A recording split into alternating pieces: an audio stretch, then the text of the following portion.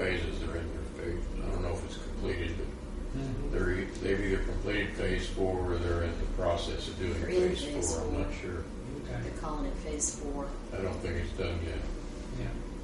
So that's where they are in their financial and distribution progress. But each one of those phases cause more debt. More customers, but still more debt. They don't have any way to pay for the additional $2 million to create that bypass or interconnection line or whatever we might want to call it. So I'm hopeful they'll be able to scrounge some more grants. I think I stopped by the Versailles office today at the SRPC, and they're hopeful. They have a pretty good pulse, and they're hopeful. Although you can't be certain. Yeah, and they have a lot of money that they're giving away out of DR2, relatively speaking, but it's also going to be extremely competitive. So, That's only available for counties that were declared disaster areas. Like there was the June 8th flood and Hurricane Ike, and was there an ice storm also?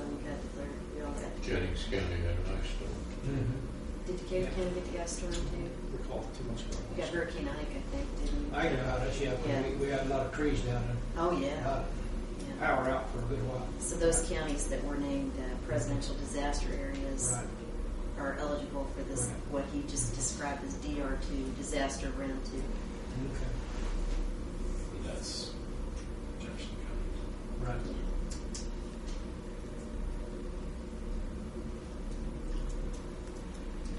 Are there any other things that we need to talk about? Is it assumed that Holton and Osgood's need, or Holton and Hogan's needs are through Osgood? Is that how they're assumed it? Yeah. They purchase all the water from Osgood. I think Decatur Rural Water is making a connection for emergency to the Bowie. I don't believe that's been approved yet. I hadn't been really talking about it. There has been talk about it, but I'm not sure what needs to be done next for a final approval for that. For Decatur County Rural Water to make the emergency connection to Napoleon Water.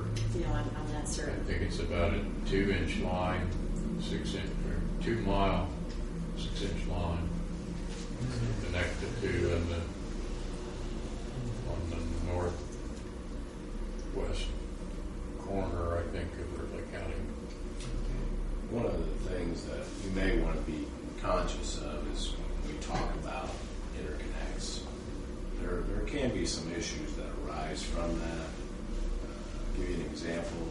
Hayden Water is a customer of North Vernon Water, and part of that $2 million is utilized by Jennings Water to do an interconnect with Hayden Water.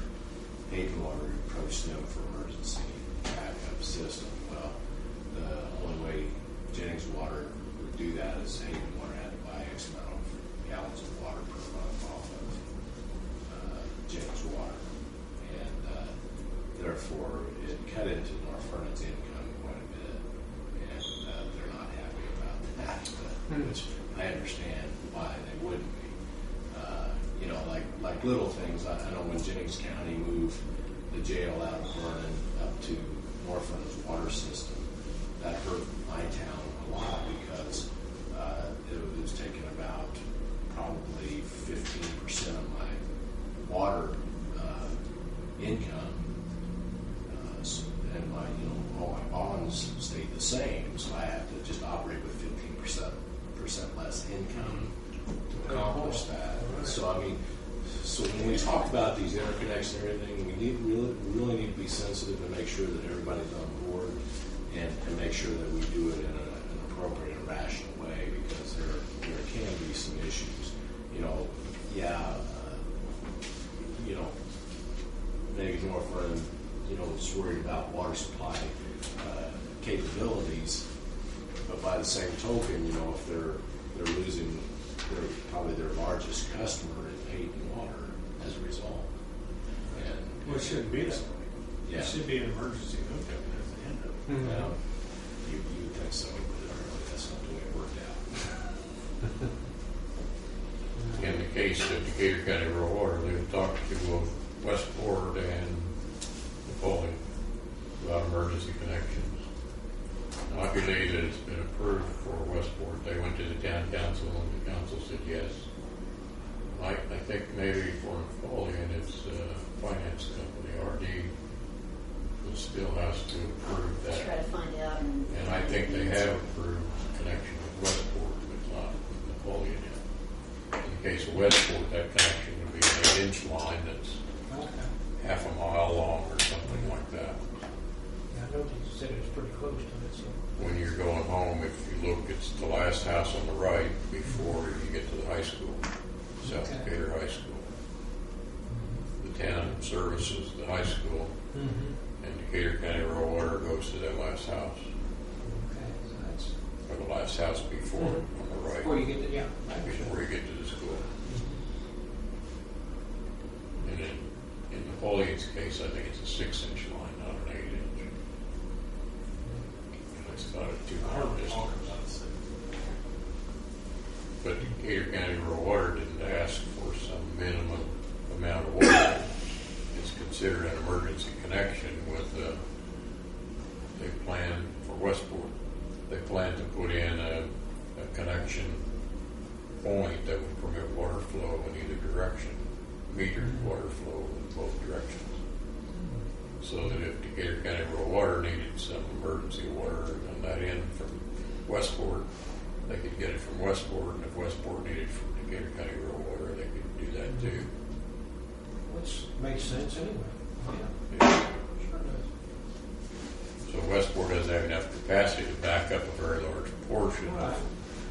of Decatur County Rural Water system, but I think Westport's total production each day is comparable to Decatur County Rural Water's total draw from Greensburg each day, but part of that's going north.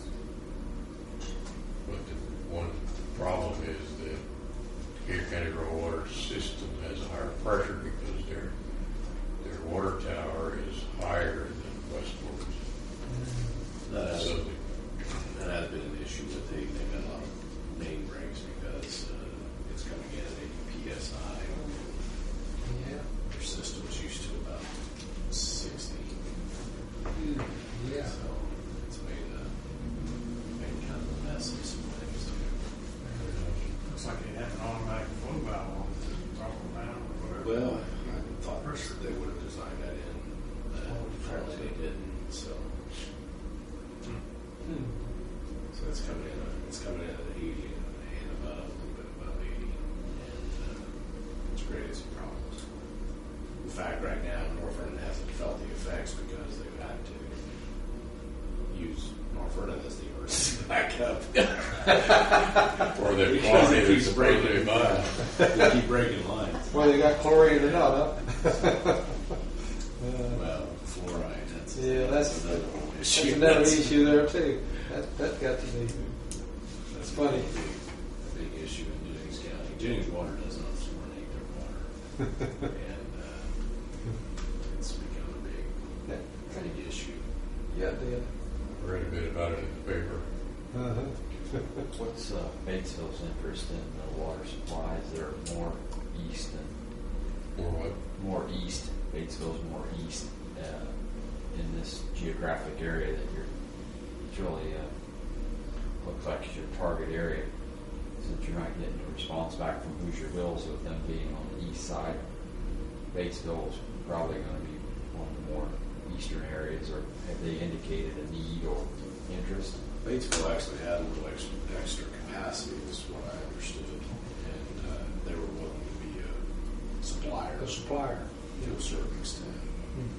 That was when the Indiana Finance Authority asked for engineering proposals before we were formed, a few months before we were formed.